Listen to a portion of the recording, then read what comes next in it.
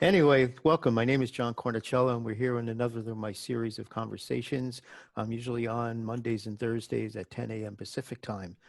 Today, my guest is Lisa Carney. Lisa is primarily known as a commercial entertainment and beauty retoucher, but she's also a photographer, and we'll ask her to share some of her projects that she's been working on. So now let me introduce to you, ladies and gentlemen, from Los Angeles, California, Lisa Carney. You made me sound like a rock star. It was so nice. Let's throw back to the Doors live album. That's right. Hi, gang. Hello. So how are you doing today? Yeah, good. It's a little overcast, cloudy down here, and work is coming in, so it's good. It's good. Oh, Alessandra's here. I'm sorry, I'm looking in the chat. Yeah, Who's visiting? We have an Italian, a Napolitana who lives in Firenze, visiting with us. Cornicello is a little bit of Italian there too. It is. My parents are all Calabrese. All Calabrese. So how has this pandemic and stay-at-home situation been doing for you? You know, it is really interesting. I feel slightly guilty for saying this, but it's been really this weird blessing in disguise. Mm-hmm. And how that is I have a tendency to be a bit of a workaholic and always hustling for something new. And it was interesting. There is no hustle now because there was nothing to do. And oddly enough, I slowed way down and got really reflective, worked in the garden, didn't bother learning new software, didn't like, what else can I do or extend myself? In fact, I kind of turned in and it's been really rejuvenating. I'm not tired. I'm kind of ready to go, ready to start doing some stuff. So it's actually been very, very good for me. Physically, not so much, but yeah. All right, that's all right. Yeah, so let's see. In the past month, you did the Creative Pro Conference. Yeah. As a virtual conference. How did that work out for you? You know, I have to tell you, for me, this whole, it's interesting, Johnny, you asked us about like, what have we been doing and what are we turning towards? I realized for me, teaching now and doing the recorded teaching, which is how most of these conferences are done now, as opposed to live, is so helpful because with my ADD, I have a tendency to misspeak and I'll say command instead of control, even though what I'm showing is maybe holding the control button, or I'll say the clone tool, but I'm on the heal tool because my brain, that's just how my brain works. Sure. And with the recordings, I can actually redo it. Or if I don't redo the recording, I actually put a note that pops up that says, I meant command key or whatnot. So one, that's been really helpful for me. And two, I find for my teaching, people can then keep it and take it away because it's now being stored. It's not just a one and done. Yeah, as an audience member, it's great because I can see the screen better than being in the back of a conference room. And then afterwards, they had the live Q&As, and I think that was really more personal because you're really directly talking to you, not just raising your hand in the back of the room. Exactly. And so I really like that. And I still feel connected to people. I thought I'd feel really disconnected, but it's in fact the opposite. So it's been going really well. So you have another one coming up this week, Click Away or something? I do. I'm doing it's really interesting because the other thing that's happening is my photography is taking more of a center stage than just Photoshop. So the Click Away is actually a mobile processing class. It's a little workshop on using Lightroom Mobile. And what's really good for me about that is I'm a retoucher. I'm a photographer by training, but by life, work, career, I'm a retoucher. So I feel like I bring a retoucher's point of view to Lightroom, if that makes any sense. So I'm talking to other photographers, but from a retoucher's style. So it's a little different, which is, I think, kind of cool. It's a different one. Yeah, so your photography, you've been doing this series of mannequins, of artist mannequins. Yeah. Do you have something you'd like to say about that, or maybe show us some of those? Yeah, give me 2 minutes to see if I can set something up. Yeah, and I'll set it so you can you know what? share. It's really interesting, John, as I'm looking, I'll talk through this. I have this feeling or sense that for my work personally, that it's really important to have projects. Like you have the chair project, like have personal projects in which you can actually, dare I say, practice or explore or do something, not just clients. So for what I do for a living, I do head strips. I do movie posters. I do somebody else's vision for a living. not my own vision. Yeah. And so I find it's really helpful at this point for me to have, I don't know, something, my own voice that I can start exploring. And I shoot daily. Mm-hmm. I'm trying to work on this series a lot, actually, to try to keep going. In fact, do you share my screen or would I share? No, you down at the bottom. Let me see. There's a green share screen button. Yeah, let me just see how that works. So can you guys see that piece? Is that showing up? Yes. Okay, cool. So this is like one of the is it, hopefully just that's showing up. Yeah, I just see a mannequin behind cool. the mannequin. Yeah, so I went through this kind of traumatic year a couple of years ago, and I had got bit by a spider, brown recluse spider, because that's fun. And had to have some surgery because that's fun too. Wasn't sure if I was going to walk again or live. That's fun. And my relationship of 5 years ended all at the exact same time. Because that's fun. Mm-hmm. And so I started this series of processing, the grief I was in. I was in grief for my body. I was in grief for my heart. Work dropped down to nothing. And so yeah, I just started shooting and building these expressions of pain, whatnot. And it was actually really good for me. Again, these kind of crazy blessings that come in bad situations. And I ended up being in an art show in Manhattan, which was really exciting. There was an art show going to happen down here in LA, but the virus took care of that.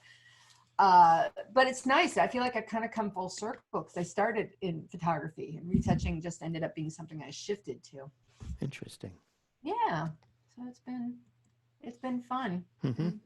Fun to work on this stuff. And I'm going to stop sharing here and come back to you. Yeah. Hello. Hello. Yeah. So thank you for asking about that. And that's been a good practice, and I'm often talk to folks who are trying to get better at retouching. And I always suggest do a personal project, do Mm-hmm. something that's not client driven, that you're the decider and that's will let you practice and work through. And yeah, got to do your own thing. Yeah. Don't you think? Yes. Yes. Yeah. Everyone needs it. Personal projects. Do you do self-portraits too at all? Not anymore. I used to do, in fact, I used to do quite a few self-portraits. John, I'll have to tell you, I think those mannequins are self-portraits. Mm-hmm. To be honest, they're really internal dialogue about what's going on. And yeah, if anybody cares, you can check it out on Behance. I can post a link for it because I've got quite a put a link in the chat. And they're a little angry, some of those pieces. That's all right, huh? Yeah, after what you went Because through. it was fun. It was very not fun. It was fun. I figured better to get all that out in a picture than run over someone on the road. Exactly. So we were talking about shooting for retouching. How can photographers make their life easier and the life of their retoucher easier? Boy, I have some conversation I'd like to have about that. Yeah, let me. Here's your chance. Yes, right. Hey, bear with me for 1 second, gang, and I'm just gonna get my screen up and go through some stuff here. Let me get out of here. So hang on, sharing screen. So what's interesting, for those of you guys who don't know me, I'm a retoucher. I do primarily entertainment and beauty. And my gosh, what a disconnect we seem to have with photographers. And I would love to have this conversation about how we get better. And the first order of business is who's the client. And that may sound ridiculous, but I get hired by a photographer generally not the product producer, not the company. Sometimes I get hired by an agency, and you got to know who you're answering to in the food chain. So since I'm normally answering to the photographer, there's this disconnect, which is a budget buster between what the client wants and what the photographer thinks the client wants, if that makes sense. So first order of business is to have the line of communication perhaps a little clearer. And then the second issue, and this is a really big deal, is destination. So when photographers are working there. I feel like there's a disconnect on where the file is going and then the file size. So what format camera are you using? What is this going to be, a billboard or is this web only? And I mean, for pretty big players, I had a job probably a couple months ago for a big streaming service, and they shot the whole job with a 35 millimeter format camera. The figures were 1/4 or 1/5 of that 35 millimeter format, and they were bus shelters. So I'm getting files that are 14, like when you cut them out, let me stop sharing for a second. When you cut out the figure for the billboard, they're 14 megabytes because they're shot with a small format digital camera, and then they're 1/4 of that frame or 1/5 of the frame. And then that's being blown up to a bus shelter. And while they're 14 megabytes, they need to be 200 megabytes. So the fidelity, even though they're sharp and in focus, there's no fidelity in the shot. There's no pixels. Happens all the time. So what happens then is you get to pay me hours of retouching time to re-illustrate. So the same client had a job where it was inanimate objects like puppets, let's say, furry puppets. And again, the figures were shot medium format digital, so a little better, but they were 1/4 of the frame. So can you imagine? They were tiny. They were absolutely tiny. And I'm hand painting fur, which cost the client hundreds and hundreds, well, thousands of dollars, frankly, in retouching time. And so I feel a little preachy here, and I'm sorry, but okay. it's kind of that disconnect. I'm going to share my screen again, and we can keep talking. Hang on with me, sorry. Yep. So I think, let me come down to this section. Bear with me while I go through this. It's this kind of conversation. It's coverage. Like, are you shooting far away or are you shooting close? And John, I don't know if this works out for you, but I find I'm the last person in the loop. They don't call me till the end of the job. Why don't you call me at the beginning of the job before you even shoot? Right. That's what I wanted to ask you. Yeah. So yeah. I mean, what do you need? Yeah. So what I need to be on set. That would be brilliant. Like, what if you paid a retoucher a consulting fee and you had a pre-production meeting? Maybe you don't even use them, but you ask them. So for example, when they're doing wardrobe, I find folks don't think about what the end result's going to be. So this was a job for a client, and the wardrobe, well, yeah, she's totally cute and adorable, but when you're selling toys, you generally want plain fabric so that the toy reads in front. Well, it was $800 to fix that. How much would it cost to put a different shirt on it? You know, the stylist had it. They had it right there. How much would it cost to have a manicurist on set? I kid you not, because, you know, I do a lot of celebrity, a lot of gallery shoots. So I'll have these celebrities where they'll do 30, 40, 50 shots of them, and I'm retouching every fingernail. Like, are you crazy? Just get a stylist and have someone there. Wax, ladies and gentlemen, wax. Because I think people aren't thinking of bulk. Does that make sense? They're not thinking of multiple shots. The moire thing, the transparent fabric, like if you look at this shot with the girl in the pink, and this was a product shoot, that top was adorable in person. But for this product shot, every bra strap had to come out because it was showing. Her pants, the delineation of where her pants started didn't look good for the product. So every single shot. And now if you want to pay for it, rock on. But if you just had a different shirt, like they could have doubled up her shirt and put 2 underneath, cute, you know, and then it wouldn't have been transparent. Yeah. And these are the things that I think it's really hard to think about. Especially as a photographer, you know, you're trying to get an expression, you're trying to get a mood, you've got a coverage list you've got to do. I find right now that stylists aren't doing their job. And what do I mean by that? I mean that it used to be back in the day, you had a stylist standing next to you by your camera, checking everything and saying, I'm going in, I'm going in. Now when I'm on shoots, the stylist is off on the craft service table and waiting to be called in. And the stylist is the one who should be looking at the hand and saying, oh my gosh, the ring twisted. Let's twist the ring back. I can't tell you how many times I have to fix rings on people's hands. What about hairbands? Hairbands? On the wrist. So many models take a hairband out of the hair, put it on their wrist. Do you get I've never run into at that. Oh, Really? interesting. Oh, Oh, that's, I'm always yeah. forgetting to look for that wrist. Yeah, or my God, just have a little hairspray and put it on the stylist's hands and tap those flyaways down. But I guess what I'm trying to say is this is stuff the photographer shouldn't have to look at. You've paid someone to be on set with you. Make them do their job. Tell them what you're expecting. These things have happened a lot. I had a beauty job for a cosmetic, and the gal showed up with a full cyst in her eye, like full, like her whole, oh my God. It was like, oh my gosh. And I mean, the model should have handled that beforehand and called in advance and said, I can't do the shoot. But what we end up having to do is on set, redo the estimate. And that's to save the photographer's butt, because as I said, I'm generally hired by the photographer and they pay me. Wow. And they get dinged with the overages unless I can tell them right on the set. But if I'm not on the set, I can't do that. So the coverage thing, this is my biggest pet peeve, or the biggest issue, is people shoot way too far away. Way too far away. And oh, Jesus Christ, in a cracker, put your camera on a tripod, for God's sake, especially with if you're doing plates and sets. I know it's not as fun or as cool, but oh no, I live on a tripod. So. Yeah, especially for compositing work. If you're doing some lifestyle, you're doing something else, rock on.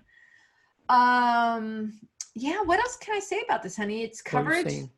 Yeah, well, you mentioned compositing there. I mean, are there things like depth of field, background color, green or blue screen, or gray or white, you know? Yeah, you know what? And John, I'm glad you asked that question. And that is why you want to have a conversation with a retoucher or your retoucher before you do the shoot, because it depends. It 100% depends. Green screen, what happens often is photographers have their background lit too bright. They don't do the 2-stop over. They do more than 2 stops. And then you end up getting this wraparound green on the figure, which is a bitch to take out. They're not, the figure's not far enough away from the green screen. That happens a lot. Sometimes gray is totally fine. Sometimes it depends. And I find that photographers don't often just get the extra little angle coverage. You know what I mean? Like just turn the head just ever so slightly. And again, I'm not bagging on photographers, but you've got so much to think about. So much to think about. But it would just help if you had a conversation in advance. Yeah, the other thing I think of there is depth of field. You know, I like to shoot my headshots at around 8 to 11 or so the back of the head is at least slightly in focus. If someone's going to have to composite that into something else, you know, if I'm at 1.4 and there's just one eye in focus, I imagine it's pretty hard to composite that into a different background if needed. Well, or you just have to blur the background. Yeah. And it's about expectations. And then the camera position is always a huge deal for my kind of work. So again, entertainment, TV, streaming, that sort of thing. Because what you think you're looking at doesn't quite look right when you get it in the camera. And it's an easy trick of the eye that your horizon line's off. And that's why also having someone on set who can do it really quickly is great. Hair coverage, just cover your butt. Have, you know, off the shoulder, on the shoulder, behind the neck. And I know the client is probably standing there saying, oh, this is perfect. This is exactly what we want. But inevitably, someone further down the food chain is going to say, oh, no, we need something with our hair back. And if you didn't cover it, you're screwed. Yeah. Gels, my gosh, please don't shoot with colored gels. If you're going to shoot with colored gel, and I'm saying that to you, John, which is terrible because I know you love your colored gels. No, I'm not a big gel stuff. But it's coverage. Like if you're going to shoot with colored gels, shoot some with the colored gel and then take some off, because it is so hard to take some of those colors off skin, but it's so easy to put it on. Yep. So easy. I agree. Some people are asking if these slides are available somewhere or just, yeah, how could we make that? I could do a Dropbox, but it's going to take me a few minutes. So John, do you post this somewhere? Yeah, well, I'll post the recording of this on YouTube and I'll put a link with it there. Yeah. And folks in the room, if you want to ask questions, please unmute and do so. This is a conversation amongst all of us. I know Gerardo has asked a couple of things in the chat room. I can't see the chat right now because I'm on the screen share. So if you want to read out any questions. Yeah, well, Gerardo is asking, for product photography, how do you choose background colors? Again, it's really hard to, I can't answer that in a single question because it depends on the usage and where you're going. So what I tend to think about is flexibility. So there was someone who had made a big mistake on a photo shoot. I forget which user group it was. And he had to completely change out the whole background and the color, and the glassware didn't reflect the same color. I wish I could answer this question. I can't. I don't know what the client's going to do. It depends. It totally depends on your client. But again, I'm going to stress that's why you want to have a retoucher talk to you before you start the job. So what I often recommend is shoot on completely neutral, and I can drop in any color, any tone easily. It is not so easy to take it out. Now, a picture like this that you're seeing, taking tone out, it's easy. It's a black and white shot, basically. But what if your product has color in it? Your logo has color in it. Best to just shoot everything neutral in the background if possible, if that helps. I wanted to mention this one thing about the glare on the eyeglasses. Sometimes it's unavoidable, and to get the lighting style you really want, cool. But then just take a few coverage shots where you don't have the glare, because retouching eyes out is really hard. Like when there's glare and you have to put new eyeballs in. So you just want to, like, if you just tilt their head a slight bit, you'll get rid of it, and then have that as a plate that someone can drop in. Helpful at all? Yeah, yes, very much so. I wanted to have a little conversation. When I did this class for Creative Live, the business of retouching, and I ended up going back to a bunch of my clients and asking them, like, great, why do you hire me? What are you looking for in a retoucher? Why me versus some other person standing next to me? And what was really interesting with some of the questions, the first or the most popular response was that why clients tend to like me was that if I bring a problem to them, i.e. your shirt is moraying or you need something else, is I've already got a solution in mind. So I don't just come to them and say, you've got a problem. I come to them and say, we have a problem, we can fix it A, B, or C. And that usually involves time and money. The other thing is the vision. And this is really interesting. I am so clear that I am hands for your vision. I am not there to produce my thing. I do my thing on my own. And some retouchers are really into their own style and their own look. And I think you have to be very clear. Are they hiring you? Are you hiring someone to produce their look or your look? And your retoucher needs to know the same thing. So that's pretty important. What they're not providing, the majority of photographers I spoke to said that their retouchers were not providing solutions. They would provide a problem. They would say, hey, we have a problem, but they wouldn't provide what you could do, problem solving. So that's something you want to look for in a retoucher, is someone who can give you answers, solutions, different styles, also based on money. Like, this is a fast fix. It may not be the best quality, but it'll fit in your budget. This is a quality fix, but it's going to put you over budget by 10%, that sort of thing. And what to not do? Photographers I've talked to really hate it when the retoucher gets in between them and the client. That happens a lot. Like, a retoucher will go over the photographer's head and speak to the client. And I find that's generally not appreciated. And I would suggest something else as a line item anymore on photo shoots. I know budgets are dropping and it's horrible, but getting a retoucher on set ends up saving so much money down the line. It really does.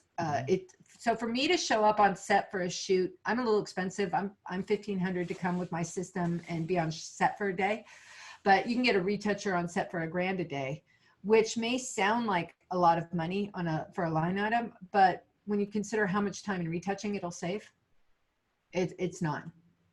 So that's something to consider. Yeah. Any questions, or should I keep going? I don't see anything popping in. Okay, cool. So marking up, I find the markups, this is something that I wish photographers and retouchers would spend more time doing with clients, is actually managing expectations. And how do you manage expectations? You do that by having markups. Let's have a conversation of what we can fix, instead of just, oh, clean it up. And how oftentimes do you hear someone say, clean it up? Well, what do you mean by cleaning it up? What is clean for you? Color correct it. I hear that all the time. Drives me bonkers. People say, oh, just color correct it. And I'm like, well, color correct it to who? To what? What skin tone? There is no magic one color. So marking up is really important, really. And again, it's not that I don't know to take reflections out of the eyes, or maybe I should soften the neck, but this is a communication tool to manage expectations. Cool. And then, yeah, these are things we get. Yeah. This is, so wrong wardrobe choices can be handled if you have a retoucher on set who's actually looking digitally at body shaping, for example. So if you're body shaping, but you have a checkered outfit on, that body shaping is much harder. So who's going to make the wardrobe choices and who's going to call that while you're on the set? Medical issues, obviously, there's nothing you can do about. I'm sorry, that picture is so gross. There's nothing to do about it other than revisit the estimate for the shoot. Emotional models happens a lot. What do? You got to figure it out, and you're going to let it go, not let it go. This happens with celebrities a lot too. Makeup, oh my sweet Jesus. Yeah, that's what I was going to ask you about makeup artists. Yeah, the makeup is an issue. And again, this is where I wish photographers would either consult with a retoucher or have a retoucher on set. And let me take a minute to say why I keep saying this. I think retouching is a skill set in it of itself that takes mastery, just like being a photographer takes mastery. And I would not expect a photographer who's got 20 years experience to be as good as me on retouching with my 25 years of experience. And I think it's like, cut yourself some slack. You shouldn't be an expert at this. You don't have time. You're an expert at lighting. You're an expert at capture. You're an expert at setting a scene and telling a story. So one of the things that happens with makeup drives me crazy is that shimmery skin makeup, that glittery, you know, coverage that people put on. Freaking nightmare to take out on retouching. Looks terrible digitally. Looks fantastic when someone's standing in front of you. Yeah, so that makes me nuts. Yes. Yeah. Sparkles So and and oh my Jesus, I can't even tell you. There was this. I do know her name. I'm not going to say it. These actress who had eyelashes put on. You know, the fake eyelashes. Oh my God, they were everywhere on this set. They were like falling off. And at some point, who's going to say just take them off? Because when they're in the wrong position on your face, you have to retouch lines and reposition them instead of just peeling them off. Oh, just a nightmare. I'd show it to you, but I'd get tired in my town again. Time. I think there is, by clients, this unrealistic idea of what you can get done in post. Can't you just fix it in post? Is there a filter for that? So like, look at this dude's arm, this hairy guy. Let's say your model shows up and he's hairier than hairy. And that's not what the client wanted. That's a long time to fix. And frequency separation, there's some formulas you can have that to make it a little quicker, but this is where managing expectation and budgets is really important. Yeah, I remember when I started, we'd shoot on Ektachrome or Fujichrome and hand the client a slide or a 4x5 or an 8x10, and that was it for the photographer. We didn't have to do retouching back then. It's the digital world. We've got all these things added on that we're not specialized in. Yeah, and I think there's unrealistic expectations about what can be done and how it can be done and quickly. So I think you'll kind of get the theme I'm talking about. It's all about managing expectations and communication. So also when you're shooting sometimes, so this is a composite job and the guy's hand was totally wrong. Well, to just get a special shoot with an iPhone and redo it, it was only $675 worth of retouching and shooting time to fix this. But again, it's about managing time. Now, for this, it was a TV guy, and there was no time. There was no option. They shot it on in the Himalayas. They shot it on location. So this is where a photographer and a retoucher hopefully can have a conversation and instead of spending hours of time trying to retouch that hand, just reshoot it. And that's, again, the dialogue I'm hoping to have with retouchers and photographers, knowing when it's faster to reshoot or illustrate. So hopefully it's a little helpful. Yeah. Maybe. So folks in the room, join in. The other thing I would say about retouching and jobs, one of the things you could consider is you hire you can hire a retoucher to come up with a formula and a system. So let's say you have a shot of 15 shots of a person and that needs retouching. And let's say you don't have the budget to have that retoucher do all of them for you. You just can't afford it. Well, hire the retoucher to do one and come up with a system that you then can follow, and then you do it. But at least you're not trying to figure out how to get it done. And that's a way of moving forward and having like, you've got a budget, but you're not an expert necessarily at how to do this the quickest way possible or most effective way. Get someone to do one. I mean, I do that occasionally where I'll be like, hey, let me get you started. Here you go. Yeah. What about monitor? John, I have a question. Go, Joe. It kind of, I don't know if you can answer this or not, but I mean, I'm sure a lot of your jobs are pretty large budget, big personalities, or whatever. To what extent do you work with, smaller projects, lower budget projects, small teams? Can you, I'm not even looking for this myself, but I'm just wondering, can you take your skills and scale them down to more modest, 100%. And actually, I'm going to tell you something. I can only speak to myself personally. I call those bread and butter jobs. I have a scalable rate. So I figure the universe is going to take care of me. And what I mean by that is, Paramount Pictures has a lot more money than Joe has. So when I do a job for Joe, I'm not going to charge the same rate I'm going to charge Paramount Pictures. I think the universe is just going to take care of me, first of all. Second of all, for me, I like it. I like the intimacy of doing smaller jobs and working with a photographer and, hey, isn't this cool? And isn't it fun? And I'm a freak. And I think most retouchers are. I like Photoshop. I'm doing it every day anyway. Nice. I mean, I should probably go to therapy. There probably should be an intervention for it. What version of Photoshop are you on? I'm on the top secret new one. Oh, okay. Because I remember the first time I met you was in one of Russell Brown's ADAMs. And I think you Boulder, were like, Colorado. Boulder, Colorado, yes. And I think you got up there and you said, I'm using version so-and-so. It was like 3 versions back from the current at the time. And everyone gasped. Yeah, well, actually, and what I had meant to say, and was that the one where Thomas Knoll was there? No, he was there later. The inventor of Photoshop, of course, one of them.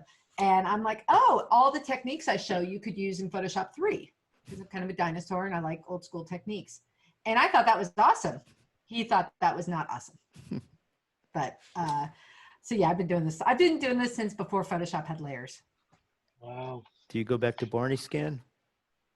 Barney Scan? Barney Scan, that was the original Photoshop before Photoshop. No, I don't go that far. I'm not, you got me on that one. So yeah, Joe, to answer your question, yeah, and every retoucher I know does work on smaller scale stuff. Great. Yeah, that's good to know. Nice. Yeah. Yeah, because we're all in this together. All of us. I have a question. Yeah, Cheryl. Hi, Cheryl. Hi. Have you ever been asked to color grade an image where the colors didn't work for you or made sense? Right. So how would you handle that? So here's how I like to personally handle it. And it's all about tact. Is I make my suggestion. And the bottom line is I am in service of that photographer. So I will make my suggestion as gently as possible. And I'll say, hey, what do you think about this? So I generally give the photographer what they asked for, give them what I think they really meant to say, but they didn't say, and then give them what I think they should have asked for. So I will often give 3 versions and then I let it go. You pick what you pick. Like I have one client who everything's way too, just too much for me. It's not my style. Not my job to judge. My job is to service them as best I can. Okay. Thank you. Does that answer your question? It does. Yes. Thank you. Thank you. So this was an ad I shot probably 12 years ago plus. It ran for years in hundreds of magazines around the world. It was the first time I ever used a retoucher on set.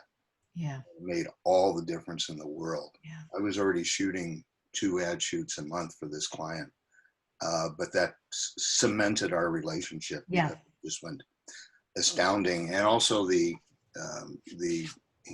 retoucher changed the color of her wardrobe. It was a red, and he changed it to this green, and that just put it over the top. Yeah, yeah. A collaboration, and Ian, thank you for mentioning that. I think collaborating, it's teamwork. And imagine a retoucher is an extension of you. You need someone you can meld with. And some people are heavy-handed, some have a softer touch. You know, I tend to do beauty and skin. I don't wear a lot of makeup, but I like doing that kind of thing. But I tend to have a gentler touch. I'm not heavy-handed for the most part. So there's other retouchers who like to do that more illustrative style, heavy-handed. Pick them. That's great. You know, and it's all good. It's apples, tangerines, chocolate, and beer and wine. It's, you know what I mean? It's finding your taste. And I'm sure you found it helpful having them on the set, I would imagine. Yeah, and also I don't think I'm that good at things, so it's like having other people around I can depend on. 100%. And why not? Why not give yourself that gift? Because, you know, you're busy being the photographer. Like that mood and that expression and that pose, that's what's important for you to capture. You don't need to be worried about, is that fabric moiraying? Is her hair getting a little frizzy? Someone else should be worried about that. Yeah, I remember old days when I shoot for small industrial clients and would shoot a black and white of some machinery, and then they'd hand it to the retoucher, and they pretty much just drew over it. They really didn't even need the photo. It became a total illustration. Yeah. So, yeah. And okay, that's what you need, but that's going to cost you. mm-hmm. And what's the point? Yeah. So controversial subject. What are your thoughts on monitor and printer calibration? Yeah. Okay. So I always get in trouble. Oh, John, you just want to throw me under the bus. I can feel the bus wheels coming over me right now. I probably agree with you. Well, here's the thing. So first of all, I don't do my own printing here, and every client has their own system. I work in what I call an open workflow, meaning I have no control over my monitor, my client's monitor and my client's printer. And I will guarantee you that I can't tell you how many times my clients are previewing the files right here on their phone. Just Jesus Christ in a cart. So I don't worry about calibration because there's no point. Like I mean, I calibrate, but it's I know that it doesn't matter how I am calibrated. My client may have a variety of visual choices, let's just say, that they're looking at. I find most people's monitors way too bright. Right? Oh my God, 100%. So do you remember I said about the markup earlier? That's where in the markup is the most important, because when the client looks at the raws or the first processing, then they can, then we talk about things like color and tone. So if the client looks at, let's say, model shot number 1, and they're like, great, correct the skin tone, it's a little too yellow for me. And I make them tell me, but I open it up on my monitor and it doesn't look too yellow. I'll be like, cool, do you have a sample of what color you'd like it to be? Do you have a reference point? Or I'll make a test and I'll say, great, I've shifted it a little and I'm guessing. And once I get a 0 target from them, then I can proceed. Does that make sense? Cool. So, and I just use an Apple monitor. I'm still on a, EyeSight monitor. That's what I work on. Yeah. Let's see. Jim's mentioned for a while I color calibrated my phone and tablet, but I'm getting a little more lazy now. Yeah. Well, and he's probably, I'm going to presume Jim works in a closed work. That's all his work. Do you know what I'm saying? Like for me, it's I'm working with someone in France, I'm working with someone in Seattle, someone in LA, someone in Hollywood, and right. And I can't.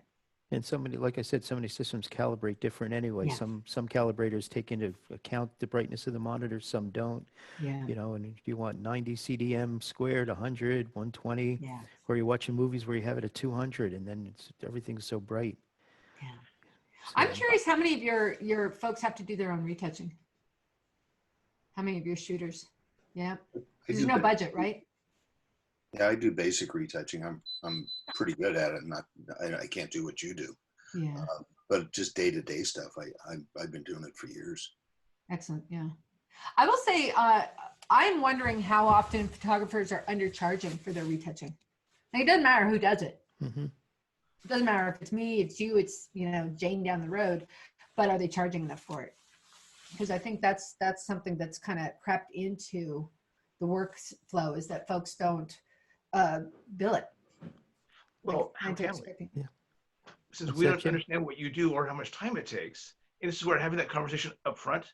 Yeah. Here's what I'm going to do. Here's what we need. And my day job is building websites. My calibration horror story was a client who wanted the page background to be the shade of pink that was her distinctive stationery. We went through weeks of this, and she lived in town, but we didn't budget for a lot of, I go over to her place. Finally, I said, I need to see what your screen is. She had this antique monitor on a desk in full glare, and that's where she wanted that shade of pink. And I'm like, ma'am, no one else is going to, but she said, no, I want this. You have to make it work. You're the techie. Yeah, so color calibration, it's the 21st century. Yeah. I have no idea And I'm when sure, were her walls painted pink too, by the way? Like that, what's the room they're in? Yeah, it was bad. But this is the 21st century. You think we would solve this because magic tech. We have a lot of fantastic tech, but calibration is still only a few of us care. This is where I was calibrating my phone and tablet so I could reliably say, this is what it's going to look like, but I know it won't. Yeah. Yeah. And I'll tell you, Jim, that's why I kind of let it go. It was like, I was making myself sick with worry. And then there's my client. Hey, it looks pretty. It looks a little blue. Yeah. Okay. Okay. Did you knock something over? Sorry, did I knock something over? Yeah, I heard absolutely. Okay, I was you know me well, honey. Yes. I'll tell you guys a story. I was at John's and I got photographed for his chair series, and I promptly fell over off the chair, nearly went through his plate glass window, and completely destroyed his set. And that was a Tuesday. That's me just on a Tuesday, falling over. So. And you already had some injuries on your leg. I did, because I fall. I think you fell in your garden the day before. Oh, God. So anyway, just to get back to what Jim was saying, I think it's also, this is about managing expectations. Yes. And seriously, a phone call before the job, I can't tell you, I would say easily 75% of my jobs come after the shoot. No one calls me beforehand. It's ridiculous. On basic retouching on my own, I include those costs in my original fees to begin with. On using an outside retoucher such as yourself, I use that as a pass-through. I don't mark it up. Oh, interesting. I will tell you, for me, I charge my photographers about 25% less than I charge agencies, because I expect the photographer to get the markup. My budgets are just so sensitive right now. I just choose not to do that. Yeah. Well, and then there's I have actually talked my way out of jobs with photographers, because I think it's a symbiotic relationship, and I don't believe in scarcity. I believe that if, let's say Jim came to me and he's got a job and he's like, oh my God, I only have this much money for a budget. I'm like, cool, tell you what, let me show you how you can do it quickly. You do it. Get me on the next one. Mm-hmm. And I'll show formulas like methods or systems or color packs or whatever, and be like, right, just do this. You'll be set.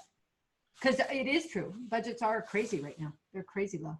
But that's also a conversation to have with the client. Like, okay, this is what you want to pay for this amount. Here's what we can do. Yeah. If you need more than that, that's fantastic. But our budget is our budget. You give me more money, you get more stuff. What's that expression? It's caviar taste, but like potato chip budget. There's some phrase for that. I forget what it is. Close enough. Yeah, y'all know. You know what I mean. Yeah. And there's workarounds for that. Like for me to establish a relationship with the photographer, I am 100% happy to help out, because I know it'll come later down the road. I know. Yeah. Cheryl's asking in the chat if you charge less if you know the file image will be in black and white instead of color, or is there different charges for? No, it's time. Mm-hmm. No. No. It's all time and money. And I'll tell you, for example, I do not ever give my rate out. If you call me up and say, what's your hourly rate? I'm not going to tell you. Mm-hmm. I'm going to say, great, what's your job? Let us talk about your job. And I can tell you how much I think that job's going to cost. And here's why. I've been doing this for 30 years. I'm effing fast, and I know I'm effing fast, mm-hmm. and I'm expensive. But I'm expensive because you don't have to manage me. You don't have to tell me to spot it. I know what to do. And so it's fast. And so someone who's half my rate might cost you, I have a slide for this. Hold on. I have a slide for this. I believe firmly in this because I think it's not that different for photographers as well. Let me get back to Yeah, while you're getting that, it's interesting you mentioned spotting. I have a friend in New York who still makes her living spotting prints for Sweet Jesus, major real, photographers. like handmade prints. Yeah. Wow. All right. So here's my little chart about experience. So you got someone who's 2 years experience versus 20 years experience. I'm more expensive than this now, but let's say I was $135 an hour and they're $40 an hour. Okay, 2 hours, 2 days for them to complete the job. So that's 2 days you have to wait. 16 hours, you get 640. So let's say I can do the same job in 6 hours, but I'm more expensive. But how much more expensive am I? I'm just a little more expensive. And what do you get? One, you probably get a better quality job. You don't have to micromanage me. You get me looking for things that you're not even going to think to look at.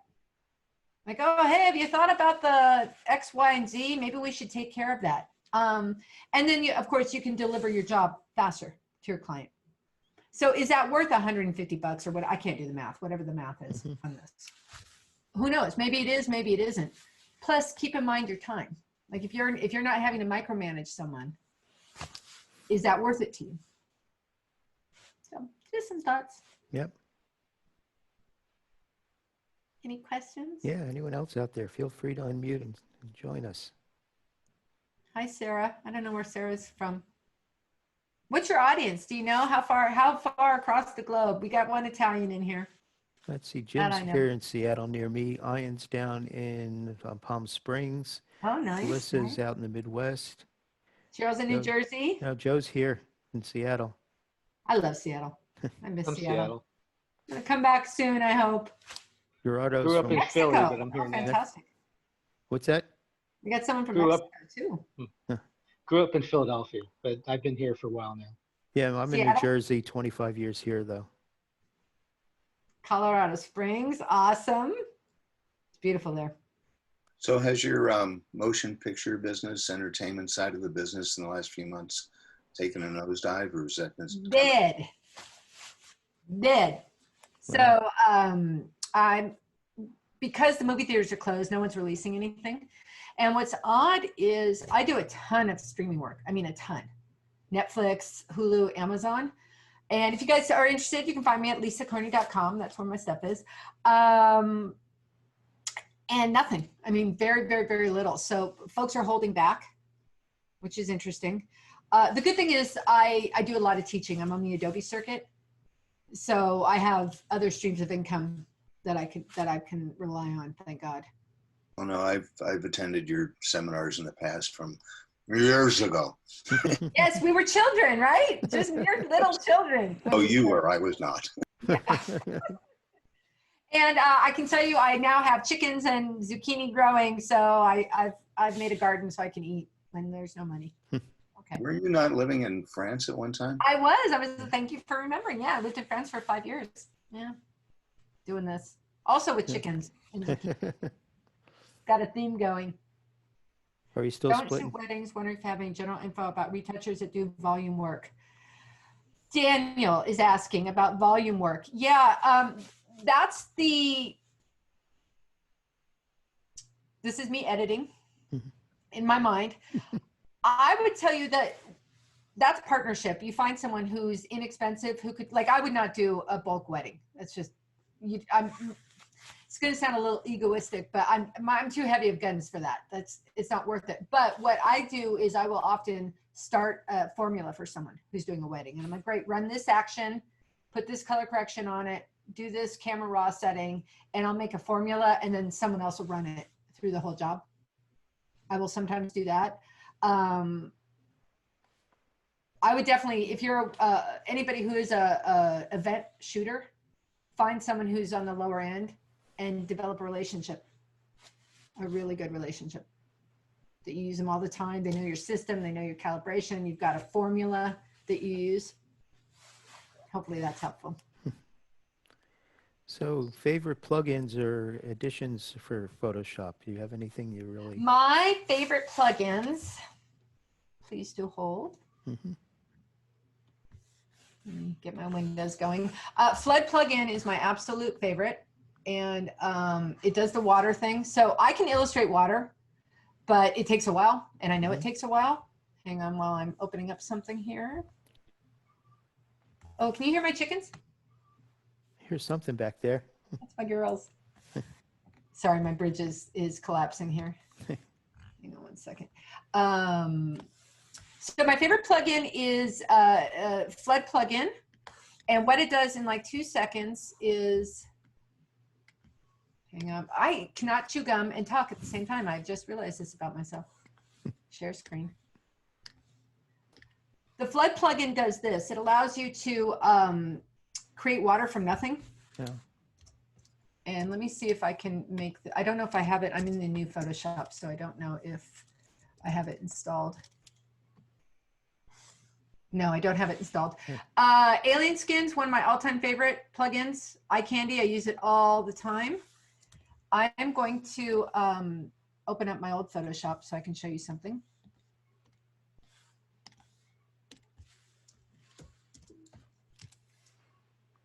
Bear with me while I'm opening up. I don't use portrait retouching, like those kind of plugins. I don't like them. I think they're terrible. They might not be terrible for everybody. They're terrible for me. Yeah. And what I mean by that is if someone is not great at frequency separation and they really need someone else to do it for them, I mean, need to use something that's a cheat. Let me see how I can get back on the screen here. One moment. Yep. My screen is not happy. Screen share. All right. I think you can see me now. Ah, crap. We can see your screen. Yeah, that's all right. Hold on. I'm in the wrong Photoshop. My screen changes when I go into this Zoom thing, and so my normal things I can find, I can't find. Have I mentioned I'm technically brilliant? Okay. It doesn't seem like I don't have the flood loaded. I'm so sorry. Okay. That's all So I right. can't show it to you. But we can see the examples there. Yeah, so it does water. It's amazing. And I love Pixel Squid. So the other software that I really enjoy is pixelsquid.com, and it makes 3D objects that you can drop in. I use them all the time, and in fact, in that whole grief series, you'll see a ton of stuff in there. Love it, love it, love it. Also, there's some brushes I like, and they're a little buggy, but they're, oh my God, I'm having a senior moment. I can't believe I can say that. It's so wrong. It's by Corel. It is, God damn it. Yeah. I'm going to put it in the feed for you later. But Okay. they're, particle brush, particle. And Particle brush. Gerardo's asking, a plugin, is that a series of retouching summed into one click? But that not really, that's more of an action. Yeah, but some people call plugins actions. Like you can get a series of actions that you use, and they call them a plugin. So Flood by Flaming Pear, the Flood plugin, is basically a series of actions. It does it. It's a filter, but it is a series of actions. Okay. The Flood plugin. And it's amazing. Sorry, that other one was Pixel Squid. I'm saying pickles now. Pickles. Yeah, let me, I'll call it up right now. Pixelsquid.com. Fucking love this. Pardon me, I'm swearing now because I really love it. Let me share my screen. John, your audience doesn't mind swearing, right? No, I don't think so. No, good. Okay. I found it. Thank you. Yeah, it's absolutely amazing. So it's all these 3D objects that you can use, and let me go to my light boxes. So I have some pieces I've done where I've got crosses in a cemetery. And what's nice about this is, look, you can, it's this little icon right here is going to load it up. You just have to wait a minute for it to load. And then once it's loaded, I can change the angle. You can put it with shadows or no shadows. So if you're doing a composite, and it's going to download right now. And then in addition to that, there is a extension you can put into Photoshop, an extension manager. So right here under window, there's extensions. I have a particle shop, a pixel squid plugin. And what that allows you to do, it's going to take a second to load. You guys can see my screen, correct? Mhm. Awesome. Bear with me. What this allow me to do is you got to sign back in. Let me get my Tyrannosaurus. And so it just dropped my little, that's not a Tyrannosaurus, that's another thing, whatever that is. And what I can do, so notice I've got a smart object, right? Mhm. And I've got this little window. I can click in the window and rotate my dude. And then he rotates. Oh. And then while I'm on my smart object, I can scale it and rotate it and do whatever. So I swear by this because I'm not a 3D gal. I'm not going to be rendering out anything in 3D. But I need it. I need a lot of objects. So if you guys end up looking at my grief series, you'll see there's canoes. There's, in fact, let me see what I have in here. That's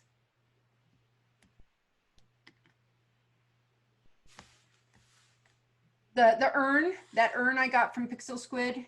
In fact, let me do a real quick search here.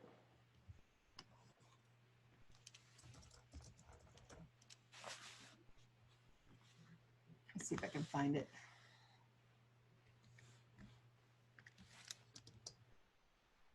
Yep. Okay. Oh, crap. Sorry. Thank you for bearing with me. It's going to open up. Maybe it's not going to open up.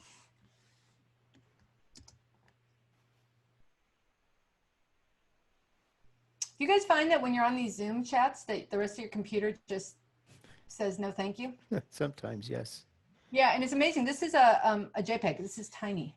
Teeny, teeny, tiny. There we go. Okay, so in this image, the umbrella, Pixel Squid, the butterflies, You're not the sharing yet. dragonflies, everything Pixel Squid. Okay, you're not sharing yet. Oh, I'm so sorry.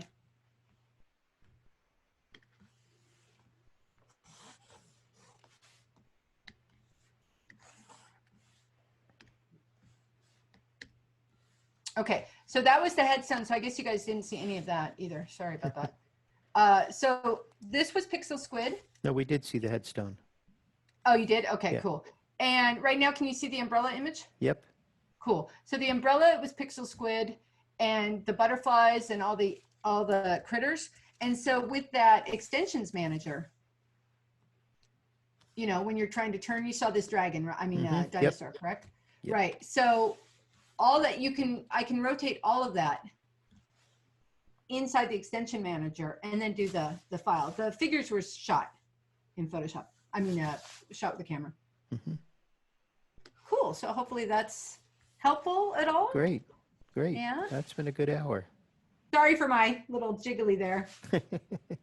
Technical issues. One more quick question. Yes, Ian. Have you explored using the new iPad for anything perhaps on the road or stuff like that? So I'm going to tell you, Ian, here's my theory about that. I think everything is going mobile. I think people who do what I do are eventually going to be mobile. And I sure as shit better get on that because that's the way it goes. And I know people are like, it's never going to happen. Not true. It's totally going to happen. I will tell you, I struggle. I'm on the beta team and I do struggle with the interface, but it's not the interface that's the issue. It's me. Like if you're so used to going to a tool in a particular drawer or a tool that works a certain way, and then they shift it to something else, I find I'm really clunky. And so because I'm really clunky, I cannot do it on pro jobs because there's just not the time or the money for it. So I have to do it on personal work. Yeah. Does that answer your question? Yep. It certainly does, yes. Thank you. Cool. Well, thank you, Lisa. This has been a Yeah, lot of my fun. pleasure. And again, I do apologize for any technical issues. No, It's they're Monday. Everything's going great. Later this week on Thursday, my guests are going to be Kim and Zach Weston, grandson and great-grandson of Edward Weston, to talk about the Weston legacy and Wildcat Hill and their continuing photography and their programs they're doing and teaching and the like. Let's see who's coming up. Next week on the 29th, Dan Cooney's going to be back to talk about collecting cameras from Agfa to Zeiss, a lot of antique cameras and old toy cameras and the like. And then we're going to have Judy Host come in to talk about the power of personal projects on July Yeah. 6th. So you can That's always gonna be check my website, cornicello.com/photo-QA for the schedule and for links to the past one of presentations and recordings. So anyone else have any last minute questions or comments before we go? Yeah, I just wanted to say hello to Hey, Lisa Werner. from our old TA, Hi, Glendale. Leonard, how are you? Oh How's my it God, going? it's been ages. Yes, it has. Hey. Hello. Oh, how sweet is that? Oh, where are you living now? I live in North Hollywood. Oh, cool. Mhm. Cool. Wow. Aw. See, everyone keeps coming. You got to be nice to people so because everyone keeps coming back from your past. There's Hi, Alessandra. Alessandra? Ah, carissima. Stai bene allora? Oh, come ti manca? Ah, tanto. Allora, tu sei libera ancora o no? Tomorrow. Okay. I was Don't asking if get the she's mic. free. Okay. Alessandra A is long like time the most friend. amazing pinhole photographer on the planet. Wow. Absolutely amazing pinhole Hi. photographer. Hello. And she's also a great iPhone camera shooter. Just amazing. Nice. Nice. Hi, John. Nice to meet you. You too. Thank you, Alessandra. Where in Italy are you? Florence, Florence. where Okay. Lisa lived for a I long did. time. I lived Wow. in Firenze. I've known Alessandra for like 30. Photoshop time. Let's say Allora. Photoshop Sono time. siamo piccoli. Yeah. Oh, ciao, bimba. All right. Thank you. That was great. I love to Thank you. listen. As usual. Okay. Bacini. Be well. Bye. I'm going to stop the Facebook feed. No one There we wanted to go. hear my Italian anyway. Anyway, thank you all for coming. This has been Thanks great. for having me, and John. You're a delight, honey. I adore you. Thanks. Appreciate that. Thank you. We'll see you all soon. Thank you. Ciao, ragazzini. Be well. So long.